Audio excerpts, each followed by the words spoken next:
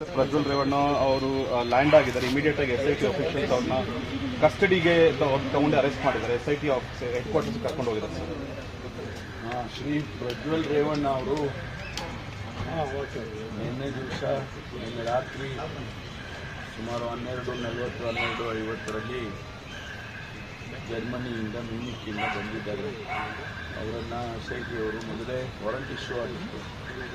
ಅದರ ಪ್ರಕಾರ ಅವರನ್ನು ಅರೆಸ್ಟ್ ಮಾಡಿ ಅವರ ಕಸ್ಟಡಿಗೆ ತಗೊಂಡಿದ್ದಾರೆ ಮತ್ತು ಮುಂದಿನ ಪ್ರೊಸೀಜರ್ಸ್ ಏನಿದೆ, ಕಾನೂನಾತ್ಮಕವಾಗಿ ಏನು ಮಾಡಬೇಕು ಅದನ್ನು ಇವತ್ತು ಅವರು ಮಾಡ್ತಾರೆ ಅಂತ ಅಂದ್ಕೊಂಡಿದ್ದೀನಿ. ಯಾಕಂದರೆ ನಾನು ಇನ್ನೂ ಕೂಡ ನಮ್ಮ ಅಧಿಕಾರಿಗಳ ಜೊತೆ ಯಾವುದನ್ನು ಚರ್ಚೆ ಮಾಡಿಲ್ಲ. ನಿನ್ನೆ ನಾನು ಶಿವಮೊಗ್ಗಕ್ಕೆ ಹೋಗಿದ್ದೆ. ಅಲ್ಲಿ ಚಂದ್ರಶೇಖರನ್ ಅವರೇನು ಆತ್ಮಹತ್ಯೆ ಮಾಡಿಕೊಂಡಿದ್ದರು, ಅವರ ಕುಟುಂಬಕ್ಕೆ ಸಾಂತ್ವನ ಹೇಳೋದಕ್ಕೆ ಹೋಗಿದ್ದೇನೆ. ಹಾಗಾಗಿ ನಾನು ಕೂಡ ತಡವಾಗಿ ಬಂದೆ. ನಾನು ನಮ್ಮ ಅಧಿಕಾರಿಗಳ ಜೊತೆ ಅದನ್ನು ಚರ್ಚೆ ಮಾಡಿದ್ದೀನಿ. ಇಷ್ಟೇ ಗೊತ್ತಿರ್ತಕ್ಕಂಥದ್ದು, ಅವ್ರು ಬಂದಿದ್ದಾರೆ, ಅವರನ್ನು ಬಂಧಿಸಿದ್ದಾರೆ. ಅವರನ್ನು ಕಾನೂನಿನ ಪ್ರಕಾರ ಏನು ಕ್ರಮ ತಗೊಳ್ಬೇಕು, ಅವರಿಗೆ ಮೆಡಿಕಲ್ ಎಕ್ಸಾಮಿನೇಷನ್, ಅವರನ್ನು ಜುಡಿಷಿಯಲ್ ಇವರಿಗೆ ಪ್ರೆಸೆಂಟ್ ಮಾಡಿ ಅದೆಲ್ಲ ಮಾಡ್ತಕ್ಕಂಥ ಪ್ರೊಸೀಜರ್ ಏನಿದೆ ಅದನ್ನು ಅವರು ಮಾಡ್ತಾರೆ. ಅದಾದಮೇಲೆ ಮುಂದೆ ಏನು ಅವರು ಪ್ರೊಸೀಜರು, ಅವರನ್ನು ಪ್ರಶ್ನೆ ಮಾಡ್ತಕ್ಕಂಥದ್ದು ಮತ್ತೆಲ್ಲ ಆ ಪ್ರೊಸೀಜರ್ಗಳನ್ನ ಮುಂದೆ ಮಾಡ್ತಾರೆ. ಈಗ ಸಾಕಷ್ಟು ಸಂತ್ರಸ್ತೆಯರಿದ್ರು, ಇವರು ಅರೆಸ್ಟ್ ಆಗದಿರೋ ಕಾರಣಕ್ಕಾಗಿ ಕೆಲವು ಮುಂದೆ ಬಂದಿಲ್ಲ ಅಂತಂದಿದೆ. ಈಗ ಅರೆಸ್ಟ್ ಆಗಿರೋದ್ರಿಂದ ತಾವೇನೋ ಮನವಿ ಮಾಡ್ಕೊಳ್ತೀರಾ ಸರ್? ಇಲ್ಲ, ನಾವು ಮೊದಲೇ ಹೇಳಿದ್ದೀವಿ, ಯಾರಿಗೆ ತೊಂದರೆ ಆಗಿದೆ ಅವರು ಬಂದು ಕಂಪ್ಲೇಂಟ್ಸ್ ಕೊಡ್ಬೋದು ಪೊಲೀಸ್ನವ್ರ ಮುಂದೆ ಅಥವಾ SIT ಮುಂದೆ ಬಂದು ಹೇಳ್ಬೋದು ಅಂತ ಮೊದಲೇ ಹೇಳಿದ್ದೇವೆ. ಅವರಿಗೆಲ್ಲ ರೀತಿಯ ನಾವು ರಕ್ಷಣೆ ಕೊಡ್ತೇವೆ ಅಂತಲೂ ಕೂಡ ಹೇಳಿದ್ದೇವೆ.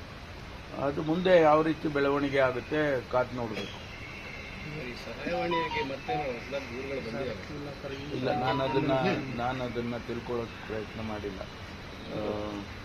ಅವರು ಕೆಲವು ವಿಷಯಗಳನ್ನು ಅವರು ಗೌಪ್ಯವಾಗಿ ಇಟ್ಕೊಳ್ತಾರೆ. ಅದಕ್ಕಾಗಿ ನಾನು ಹೆಚ್ಚಿಗೆ ಪ್ರೋಬ್ ಮಾಡೋದಕ್ಕೆ ಹೋಗೋದಿಲ್ಲ. ನಾವು ಬಂಧನ ಪ್ರಕ್ರಿಯೆ ಸಹಕಾರ ಕೊಟ್ಟಿದ್ದಾರೆ ಸರ್? ಗೊತ್ತಿಲ್ಲ ನಿಮಗೆ ಸರ್, ಅವ್ರು ಬಂಧಿಸಿದ್ದಾರೆ ಅಂತ ಅಷ್ಟೇ ಗೊತ್ತು. ಅವರು ಸಹಕಾರ ಕೊಟ್ಟಿದ್ದಾರೆ, ಸ್ವಾಭಾವಿಕವಾಗಿ ಕೊಡಲೇಬೇಕಾಗುತ್ತೆ.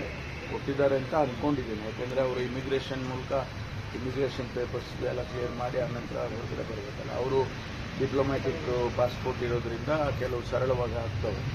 ಆದ್ದರಿಂದ ಅದನ್ನೆಲ್ಲ ಮುಗಿಸಿ ಅವರು ಬಂಧನಕ್ಕೆ ಒಳಪಡಿಸಿದ್ದಾರೆ. ನಾಶ ಮಾಡಿದ್ದಾರೆ ಅಂತ ಸರ್, ಮೊಬೈಲ್ ಎಲ್ಲ ನಾಶ ಮಾಡಿದ್ದಾರೆ, ಮೊಬೈಲ್ ಕಳೆದೋಗಿದೆ ಅಂತ ಹೇಳ್ತಿದ್ದಾರೆ ಅಂತ ಸರ್. ಗೊತ್ತಿಲ್ಲ, ಅದೆಲ್ಲ ನನಗೇನು ಗೊತ್ತಿಲ್ಲ. SITನವರು ಆ ಮಾತು ಹೇಳಿದರೆ ನಾವು ಒಪ್ಬೋದು. ಬೇರೆ ಬೇರೆ ಸೋರ್ಸಸ್ಸಿಂದ ಆ ರೀತಿ ಬಂದರೆ ಅದನ್ನು ನಾವು ನಂಬಕ್ಕಾಗೋದಿಲ್ಲ. ಬಂಧನ ಪ್ರಕ್ರಿಯೆ ವಿಳಂಬ ಆಗಿದ್ದಕ್ಕೆ ಈ ಥರ ಬಂಧನ ಪ್ರಕ್ರಿಯೆ ನಮ್ಮ ದೇಶದಲ್ಲೇ ಇದ್ದರೆ, ನಮ್ಮ ರಾಜ್ಯದಲ್ಲಿದ್ದರೆ, ನಮ್ಮ ದೇಶದಲ್ಲಿ ಯಾವುದೇ ರಾಜ್ಯದಲ್ಲಿದ್ದರೂ ಕೂಡ ನಮ್ಮ ಟೀಮ್ನ ಕಳಿಸಿ ಅವ್ರನ್ನ ಸೆಕ್ಯೂರ್ ಮಾಡ್ಬೋದಿತ್ತು. ಹೊರ ದೇಶದಲ್ಲಿ ಇದ್ದದ್ದ ಕಾರಣಕ್ಕಾಗಿ ಅದಕ್ಕೆ ಆದಂಥ ಪ್ರೊಸೀಜರ್ಸ್ ಇದೆ. ನಾವು ಯಾರೋ 4 ಜನ ಇಲ್ಲಿಂದ ಇನ್ಸ್ಪೆಕ್ಟರ್ಗಳನ್ನೋ ಅಥವಾ ಸೀನಿಯರ್ ಆಫೀಸರ್ಸ್ನೋ ಕಳಿಸ್ಬಿಟ್ಟು ಅಲ್ಲಿಂದ ತಾಕೊಂಬಂದ್ರಿ ಅಂತ ಹೇಳೋಕ್ಕಾಗೋದಿಲ್ಲ. ಅವೆಲ್ಲ ಮಾಡೋಕ್ಕೆ ಬರೋದಿಲ್ಲ.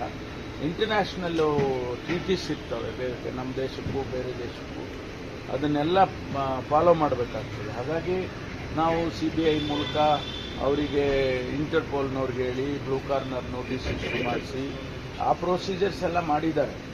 ಅವರು ಅದೆಲ್ಲ ಗೊತ್ತಾಗಿ ಆಮೇಲೆ 31ಕ್ಕೆ ಒಂದು ವೇಳೆ ಅವರು ರಿಸಲ್ಟು ಬೇರೆ ರೀತಿಯಲ್ಲಾದರೆ ಆ ಪಾಸ್ಪೋರ್ಟ್ ಕೂಡ ವಿತ್ಡ್ರಾ ಆಗುತ್ತೆ, ಯಾವುದು ಡಿಪ್ಲೊಮ್ಯಾಟಿಕ್ ಪಾಸ್ಪೋರ್ಟ್. ಆವಾಗ ಸ್ವಾಭಾವಿಕವಾಗಿ ಬರಬೇಕಾಗುತ್ತೆ. ಇದನ್ನೆಲ್ಲ ಅರ್ಥಕೊಂಡು ಬಹುಶಃ ಅವರು ನಾನು ಸರೆಂಡರ್ ಆಗ್ತೀನಿ 31ನೇ ತಾರೀಕು ಅಂತ ಹೇಳಿದರು ಅಂತ ಅನಿಸುತ್ತೆ. ಬಂದಿದ್ದಾರೆ. ಬಂದಿರೋದ್ರಿಂದ ನಿಜವಾಗೂ SITನವರಿಗೆ ಅನುಕೂಲ ಆಗುತ್ತೆ ಇನ್ವೆಸ್ಟಿಗೇಷನ್ ಮಾಡೋದಕ್ಕೆ. ಸರ್, ಈಗ KR ನಗರ ಸಂತ್ರಸ್ತೆ ಕಿಡ್ನಾಪ್ ಕೇಸಲ್ಲಿ ಸಾರಾ ಮಹೇಶ್ ಅವರ ಕೈವಾಡ ಇದೆ ಅನ್ನುವಂಥದ್ದು ಅವರು ಆ ಒಂದು